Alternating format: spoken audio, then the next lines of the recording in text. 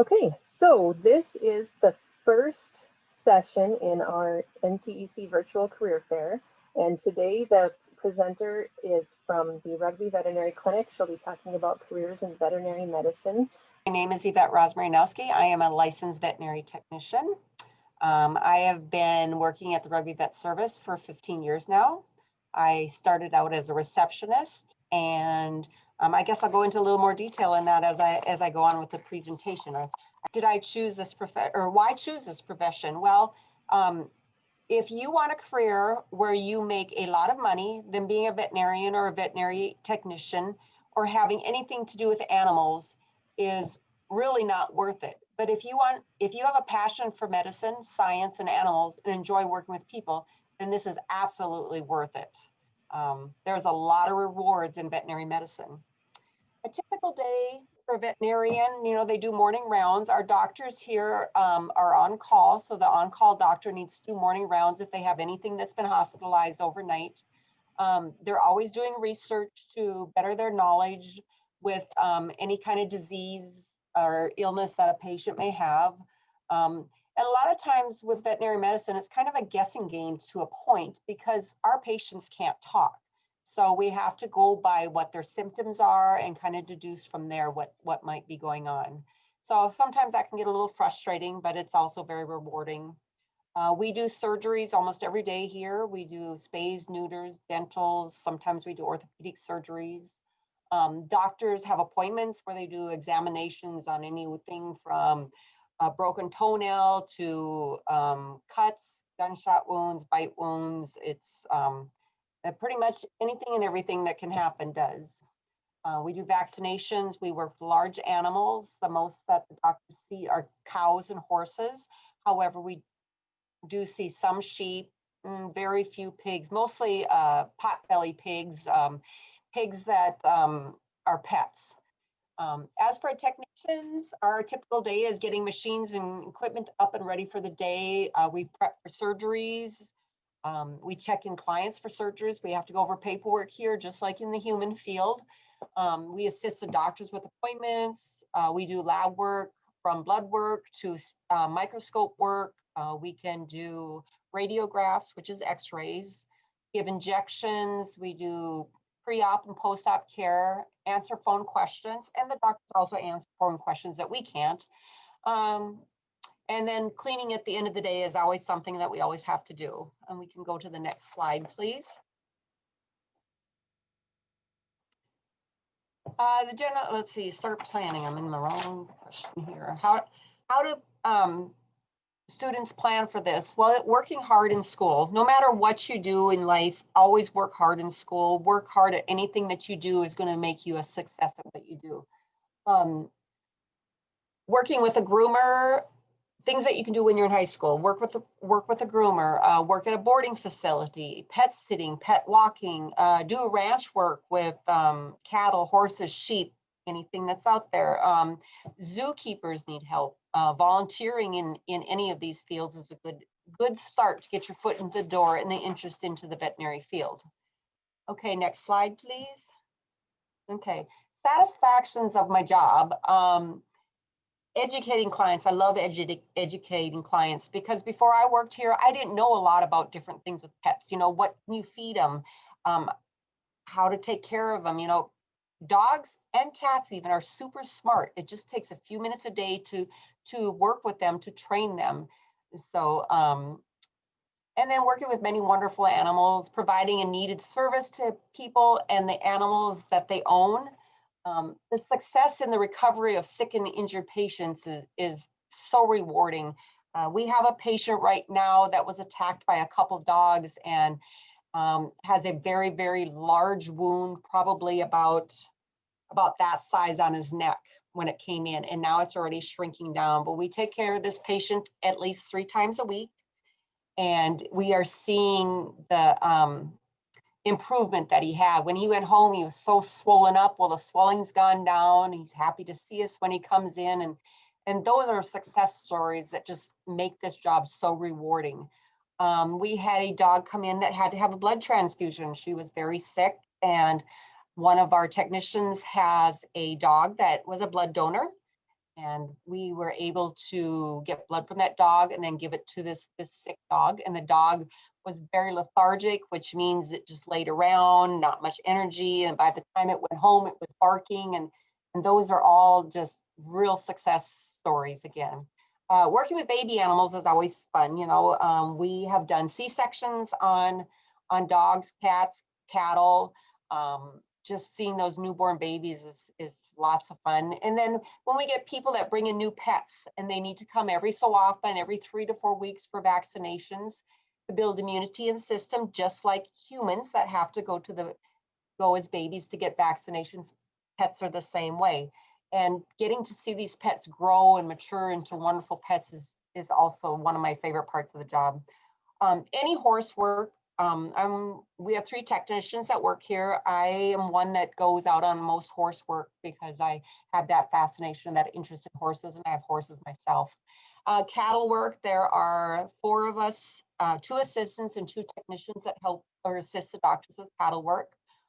We try to do calvings in the clinic here when we have to do C-sections or poles, because if we have to do a C-section, we go out to the farm, it's a lot of dust, a lot of dirt, manure that's there. So we like people to bring in their cattle here so we can give better care to the patient. Plus, we can also help a lot more clients if people bring them in than versus us go out and taking 2, 3, 4 hours out at one place where we could help 3 or 4 people in the clinic.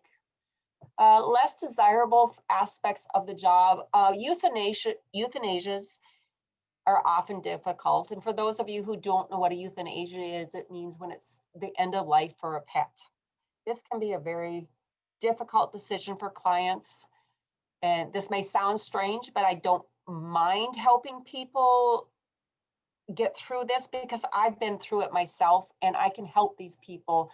I can sympathize and understand what they're going through. Can I make that decision for those clients? No. But when we are in there helping them, there are times that I have to admit I've cried over and over because it's hard to see people have to let go of their beloved pet. So that's one thing that's very, very difficult for our job. There are times it can be dangerous, getting kicked, getting bitten, getting squashed, a cow back up and squeeze you into the bars. So we have to be very diligent, very watch what we're doing there. That's why we're all trained here to do that. And like I told Amy when I came in here, I have a student that's going through a program that's here. So my job is to teach her so she stays safe when she works with animals. Not being able to help a patient is very difficult. And then working out in the cold weather is one thing that I'm not real fond of, but hey, we learn to dress. And cleaning. No matter what you do, there's always cleaning to be done. But it's also rewarding too, because once you clean, it looks great. So that's our cons and our pros. So, okay, next slide, please. Okay, education and training. So your high school, math, science, English, speech, they're all very important. And you think, English? Why do I need English to work on animals? Why do I need speech? Well, behind every leash or behind every cattle chute, there's always a human attached to it. So you need to learn how to talk to people. Here I am today, I'm giving this presentation to whomever's out there listening to it. So I have to learn how to speak to people so I can do this, to get other people to come into the field.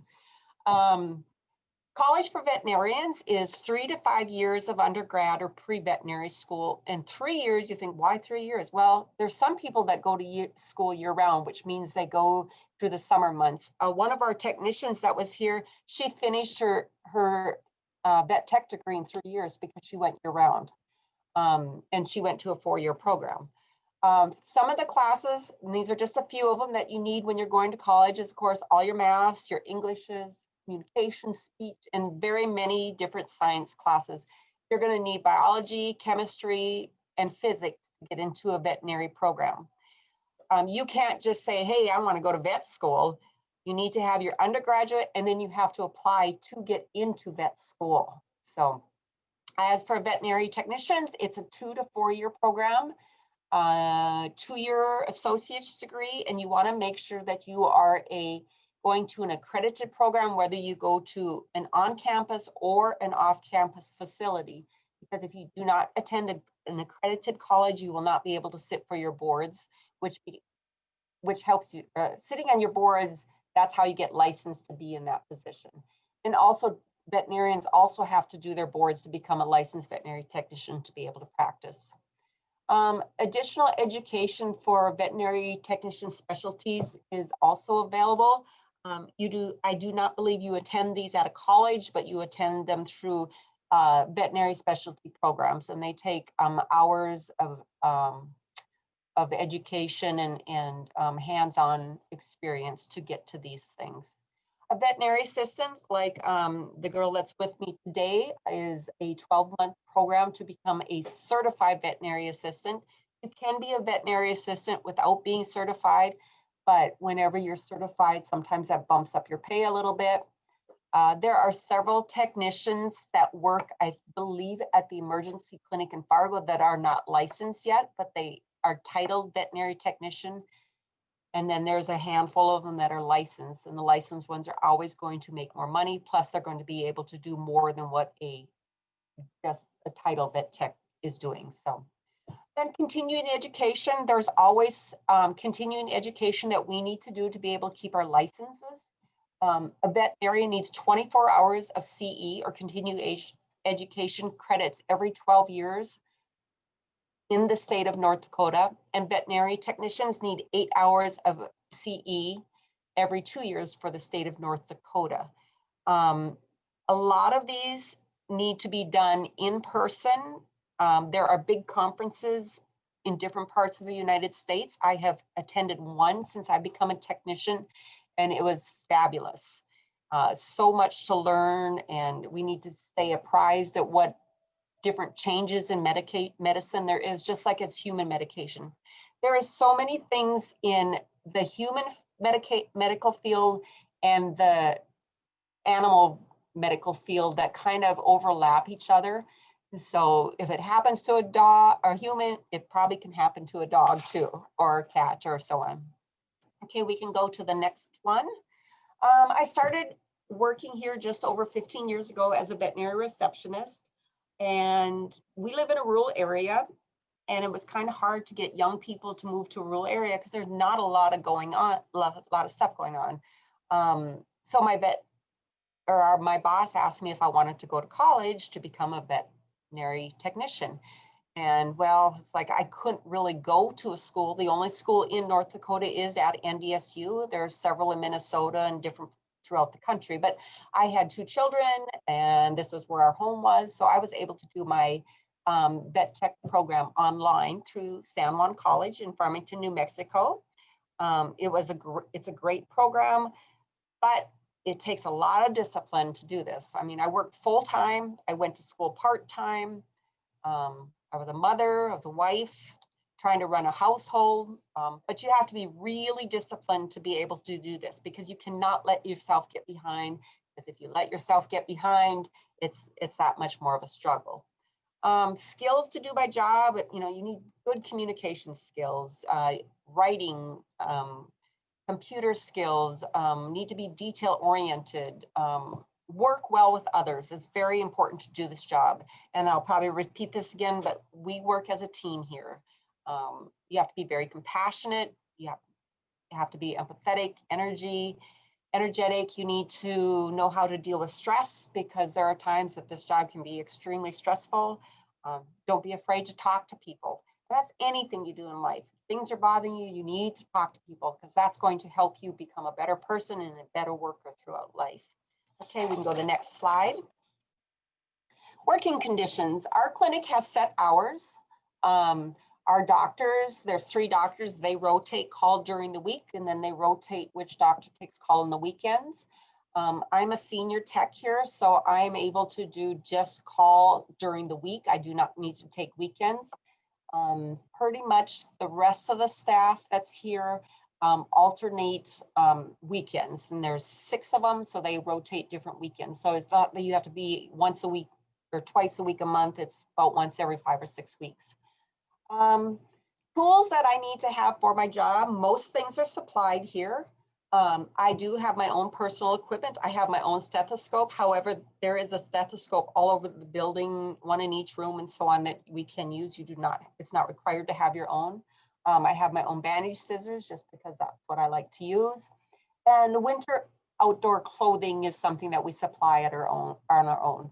They do supply coveralls for us to wear to cover our clothing when we work in large animal in the clinic.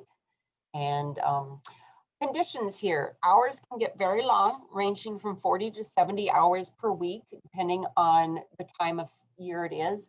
Would a receptionist work that much? Probably not. Doctors mostly, then maybe technicians, kind of depending on if you're on call or not on the weekends. Calving season can be very, very busy during the season, depending on the year, depending on the cattle and so on. We mostly work indoors. However, we do herd work. We go out to the country, we do horse work. So we do castrations on horses and cows, pregnancy tests on cattle. We vaccinate cattle, we dehorn cattle. There are sometimes we have to stitch up a horse depending on where the injury is on the horse. But I love doing herd work. I love the variety of my job here. There's so much, so it never gets boring because there's always something different going on. And teamwork. We have 3 veterinarians at our clinic. We have 3 veterinary technicians. We are all licensed. We have 2 veterinary assistants, 2 receptionists, and 1 office manager. So we have 11 people working with us. And you must be able to work as a team. And we do have a wonderful team to work for here. So. Okay, promotions. Where I'm working now, I'm the senior tech, so I am kind of the lead tech, however you want to say it. So I kind of oversee the techs and train in those, and because I was a receptionist, I've done training there. But like again, we never call, well, this person's their senior and this and their advisor and so on. We all just work as a team here. But as promotion in our clinic setting, there's really not a lot. Depending on if you work in a larger facility, there are some places where they have 25 technicians that work there. So they might have ones that have different titles than others. But there are different things and specialties that you can get in. And this is probably going to make you more money as a veterinarian or as a veterinary technician. And you can see on the screen here what the different specialties there are. And there's a lot more out there than what is here for the veterinarians. This is pretty much it for the veterinary technicians. I know that there are not very many veterinary technician specialists in the state of North Dakota. I know there is one in Castleton, but I'm not sure if there's any others or not. I didn't do a lot of research on that, and I apologize about that. But okay, and I can go to the next screen. Job outlook. Yes, there's a demand for veterinarians and veterinary technicians in North Dakota. However, North Dakota is mostly a rural area, and there's a lot of people that don't want to live in the rural area, so it's hard to get technicians and veterinarians to come and work. I do believe that there is a state program funding for people that want to become a veterinarian. So if this is something you want to do, look into, do some research. They might have a payback program to help you a little bit. You must take your boards for each state you wish to work in. I know there is a veterinarian that used to work in North Dakota who has a license in North Dakota. He also works in Nebraska. I think that's where he lives. So he has a license in Nebraska, so he can practice in both states. And I believe, if I'm not mistaken, it's the same for doctors too. You have to have a license in that state to be able to practice in that state.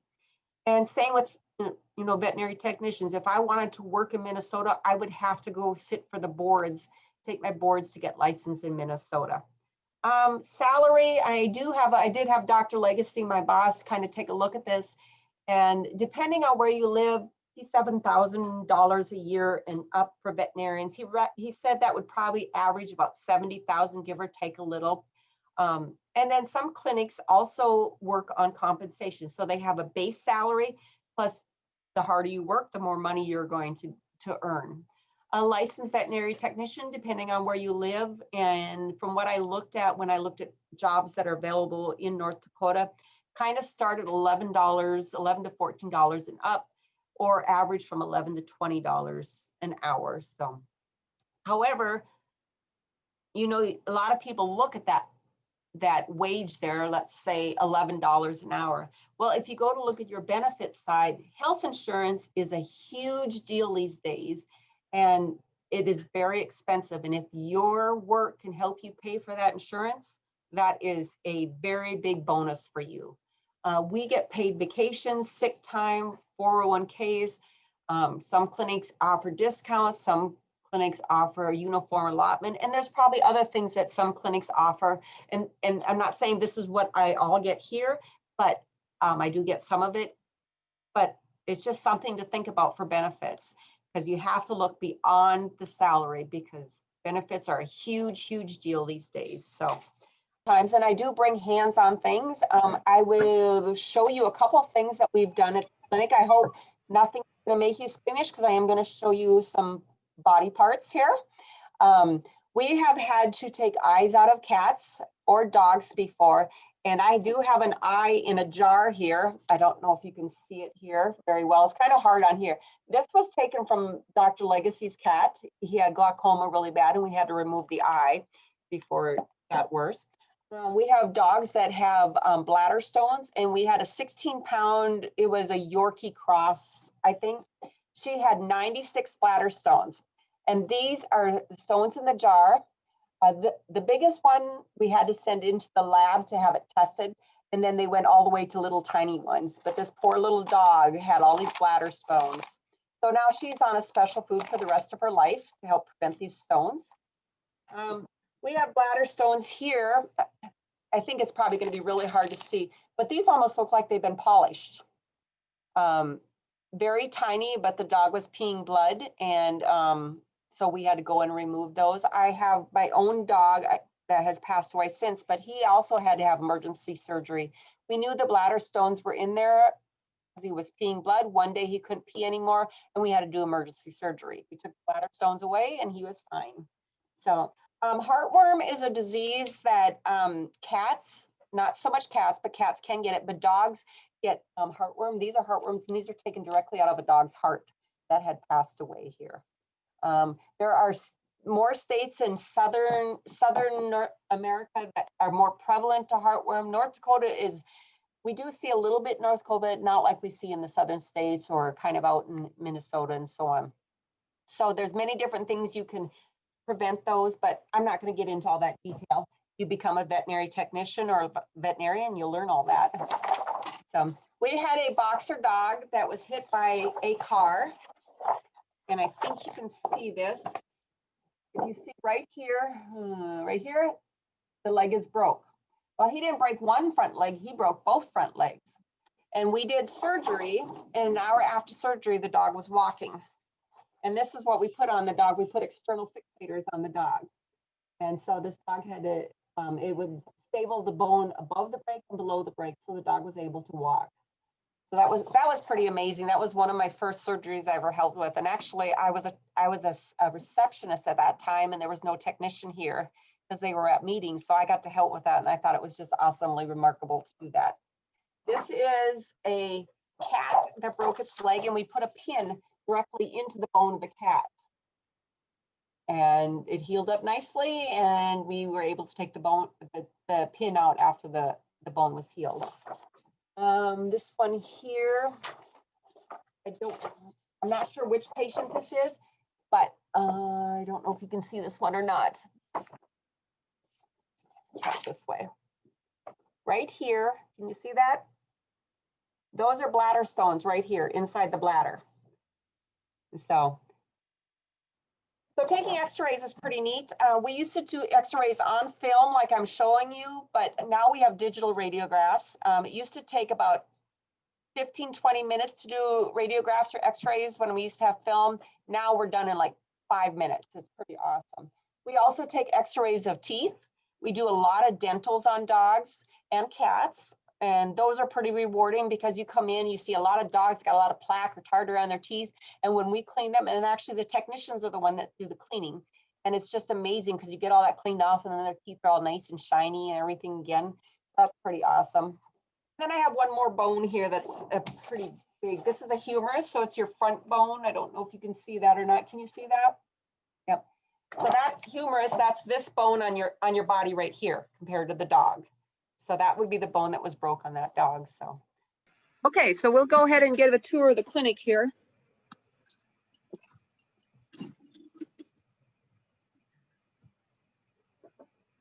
I'll take you this way first to the place. We have a laundry room, and we do laundry every day at the minimum of 3 loads of laundry a day because we want to keep our patients comfortable. So this is our walk-in cooler. This is our large refrigerator where we keep all our vaccine and for our patients, and then other kind of medication, insulin, so on, that need to be kept cold for our patients.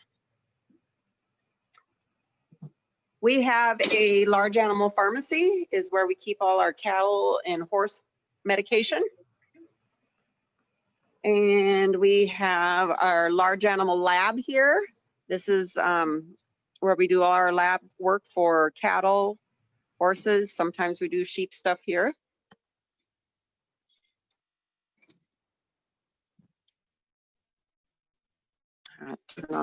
This is our vet truck here. This is what we use to go out to the country. It has a vet box in it that usually carries all our supplies that we need out in the country. This over here is our OB chute for cattle. So we have people have cows that are having trouble calving. This is where we bring them to do pulls or C-sections. Actually, C-sections are one of my favorite things that I like to do at the vet clinic here. And then this is our working area where we do pregnancy checking, semen testing, castrations, dehorning of cattle here. It's hard to restrain a cow manually, so we use the chutes to help keep them under control and keep us safe. We also can do horse work in here. We float horses' teeth, which is file them down when, because horse teeth keep growing. If they don't line up decently, they need to be filed down.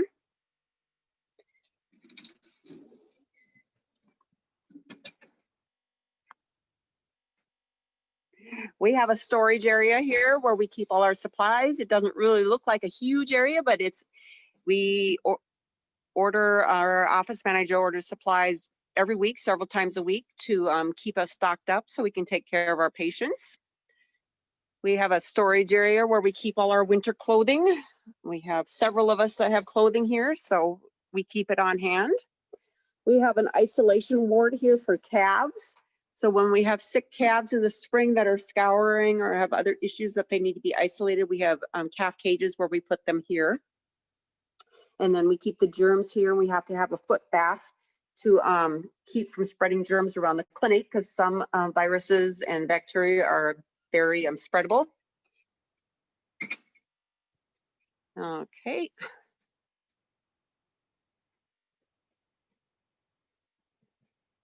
Hope I'm not walking too fast. I'm not real good at this. I've never done this before.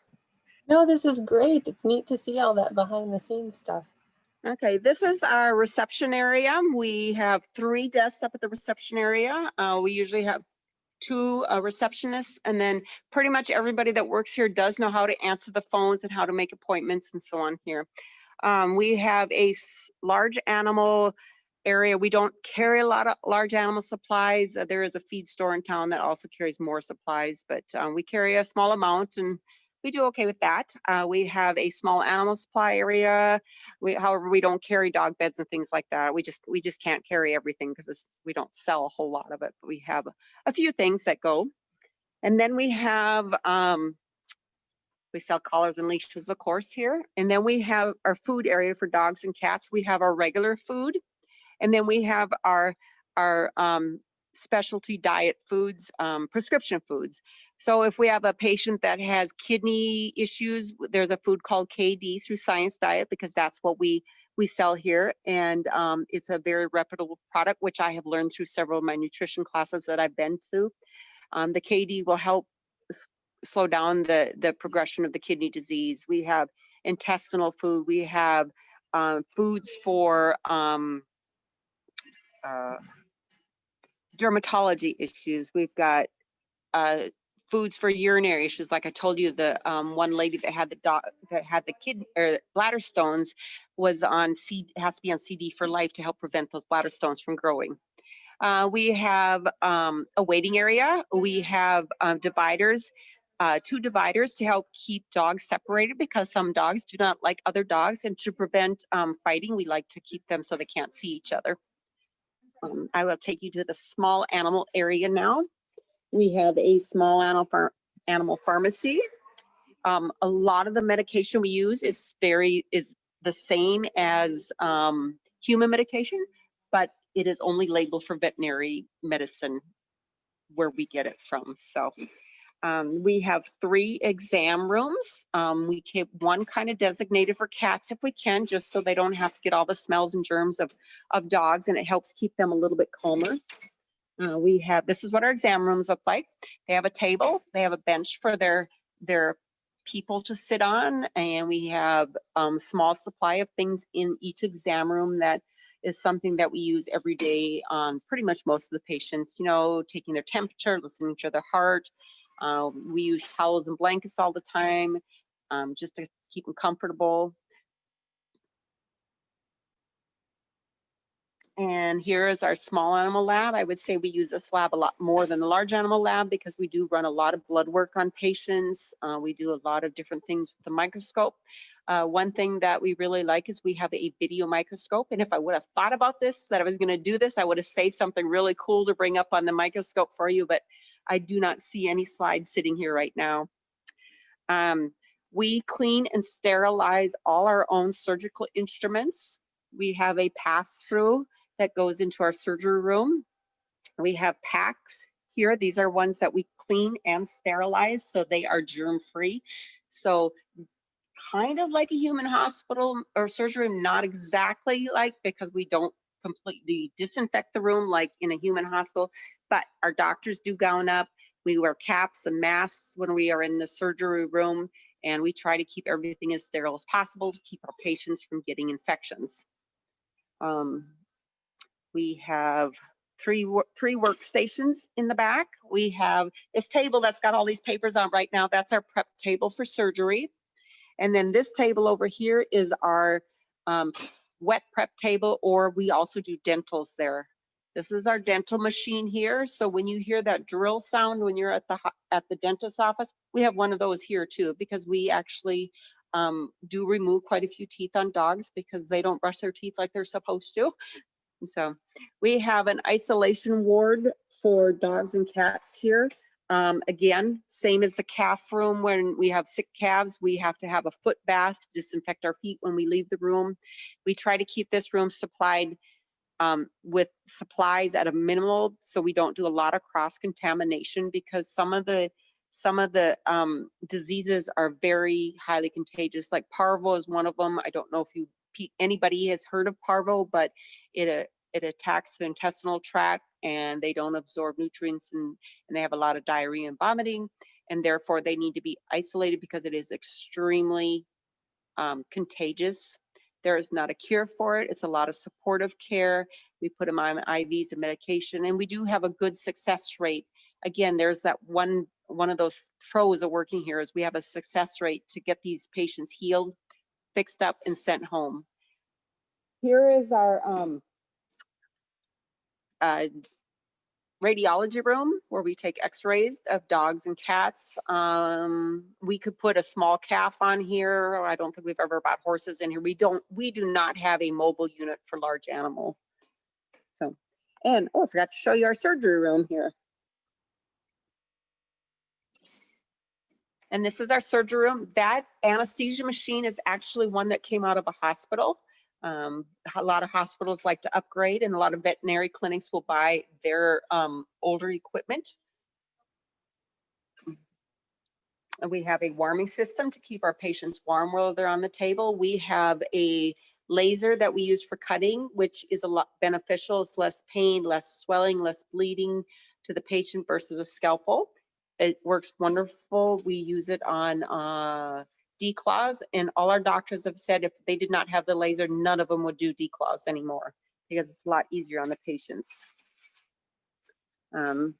These are our recovery kennels. This is where our surgical patients come to recover. And there's a cat that was here to be neutered today, and he is recovering, and he looks like he's doing quite well.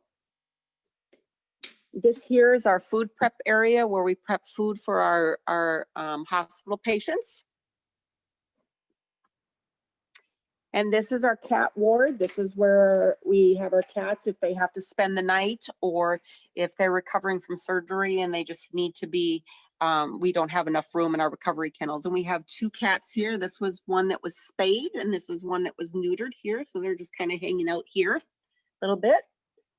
And then in this room here, this is our dog ward. And we have some runs here, which are super awesome because they are very easy to clean because you just wash it down the drain. And there is another patient there who was neutered today. And then we have some smaller kennels here too that we put smaller dogs in. So that's kind of our rundown of our clinic. Oh, I guess I got one more spot to show you. We have an outdoor run too, so we can take our patients outside, and it's fenced in. So if anything gets away from us, they can't get very far. So this is awesome too, because when I first started here, I had a patient get away from me. I was able to catch her, but this is a lot easier. So I love the sign on the door. yes, because people forget to clean up poop. That's not fun to step in. So, well, that's the tour of our clinic. I do a lot of personal tours. So if there's anybody that is really interested in veterinary medicine and would like to come and tour our clinic, just give me a call. If you do your career days, I think there's some schools that they get out of school to come and kind of observe for career day or something like that. I do those too. You can tag along and see what we do. Some people like to come into surgery. Some people like to help in exam rooms just to kind of see what our day actually is, other than me just telling you. So we welcome you. So give me a call sometime. And thank you, Amy, for inviting me to come and speak. Yeah, that's fantastic. Thank you very much. Mm-hmm. Any last questions before we let Yvette get back to her day job? I'm going to pop a quick survey link up on the screen. If any of the students have a phone, they can scan the QR code. Our next session is scheduled for tomorrow afternoon, and it's on transportation with a gal from Burlington Northern Santa Fe Railroad. Get this up here. Okay, so this is the link. If you type it in, this is the QR code. If you scan it with your phone, and I'll just leave that up there for a minute. And thank you, Yvette, very much for sharing your time with us. Yes, you're very welcome. And if anybody has questions for me later, just have them give our clinic a call and ask for me, and I'd be happy to talk to any of them.